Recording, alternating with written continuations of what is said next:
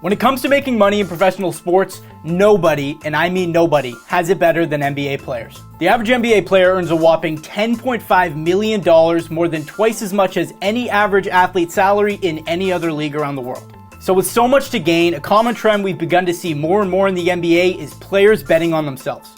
But it's not always a fairy tale ending for everybody. So with that being said, these are the 5 NBA players who bet on themselves and lost it all. Play clock at 5. Score 4 goals. 3.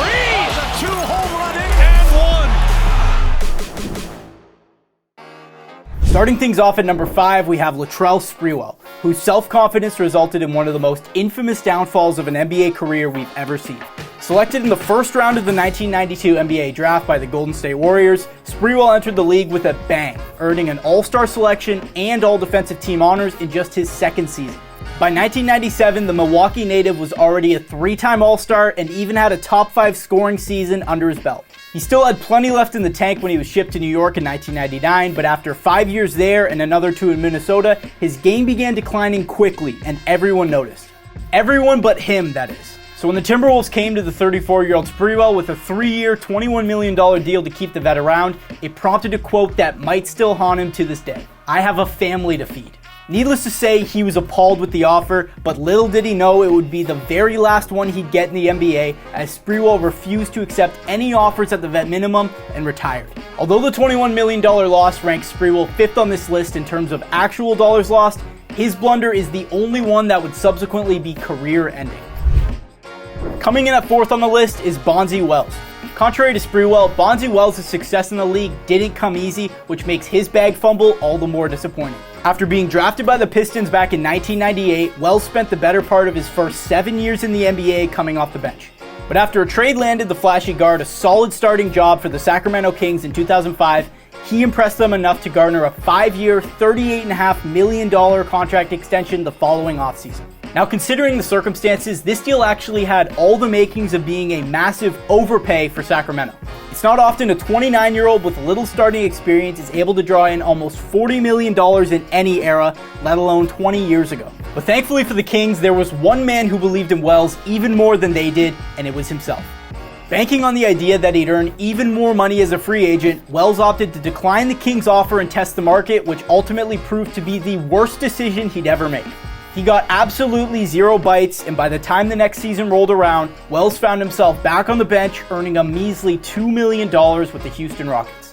Fast forward 2 years to 2008, and Wells would have been enjoying a cool $7.7 million a year with 3 years left on his deal in Sacramento. Instead, he was overseas earning roughly $40,000 playing pro ball in China, with the money he missed out on nearing $34 million when it was all said and done. Moving on to number 3 on our list, we have Shabazz Muhammad, who fell victim to the absurdity that was the 2016 NBA offseason and lost tens of millions of dollars because of it. Baz entered the league with a ton of buzz back in 2013.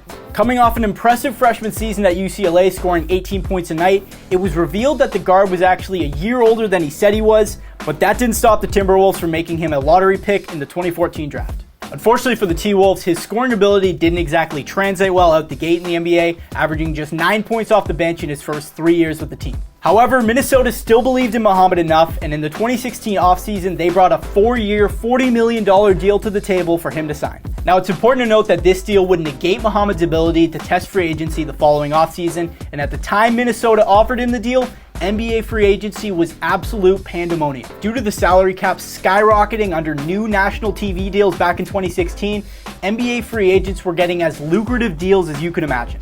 From Chandler Parsons signing a 4-year, $95 million deal in Memphis to guys like Timofey Mozgov and Alan Crabb garnering over $16 million a year. So with this fresh in Muhammad's mind, $10 million a year was nowhere near enough to keep him in Minnesota, as he expected to field far bigger offers next offseason.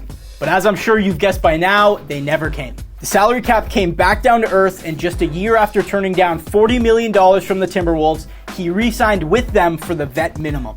By the end of his 5th year in Minnesota, Baz had fallen out of the rotation and netted just $2 million more, which would ultimately bring a close to his career, marking his losses at $38 million. Which brings us to number 2 on our list of bag fumblers, and this one has a twist. Nerlens Noel.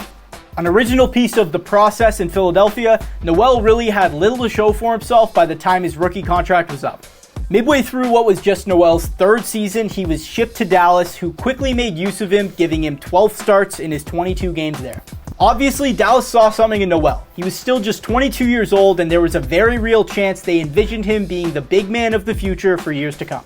And so, as it came time for him to sign an extension in 2017, Mark Cuban and Dallas's front office offered a deal he couldn't possibly refuse. 4 years, $70 million. But against all odds, he declined it. Now here's the twist. Was this a case of Noel betting on himself, or was it someone else betting on him? Following his decision, Noel tested the market as a free agent, apparently expecting a deal in the $100 million range, but he was brutally met with complete embarrassment. The best offer he received was once again from the Mavericks, this time for just $4 million for 1 year. It wouldn't be until 2021 that Noel spoke out about the financial debacle, and it came in the form of a lawsuit. He claimed that he wasn't the one that turned the deal down, rather it was Clutch Sports CEO Rich Paul. Paul was Noel's agent from 2017 to 2020, and as the lawsuit detailed, Noel believed that Paul's decision-making cost the center roughly $58 million. Unfortunately for Noel, nothing would come of the lawsuit, leaving him to shoulder the responsibility of turning down the deal. But giving credit where credit's due, Noel did manage to somewhat play his way out of the hole he dug in Dallas, earning almost $30 million since then, cutting his losses down to roughly $40 million. And finally, rounding out our list at number 1 is a man who, despite still currently playing, has lost far more betting on himself than anyone else in league history. Dennis Schroeder. After establishing himself as a reputable point guard in Atlanta, Schroeder actually began his deal-making career on the right foot, inking a 4-year, $70 million contract with the Hawks back in 2016. After being dealt to the Thunder, he kept up his steady play and drew the interest of the Lakers in 2020, appearing to be the perfect guy to orchestrate their LeBron and AD-led offense.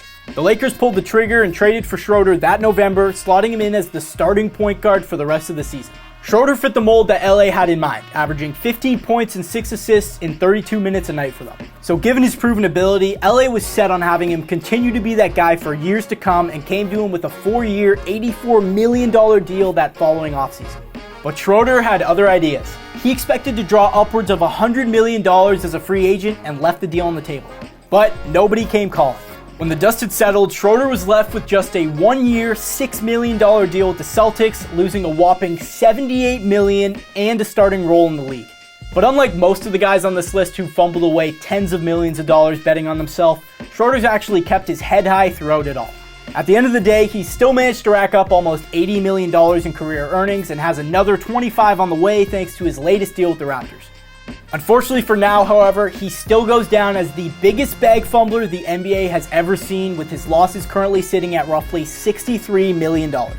Knowing your worth and having self-confidence as an athlete or even as a person is always important to have. But if there's anything we can take away from this list, it's that you've always got to keep yourself humble at the same time. My name's Levi Smith, and that's my top 5.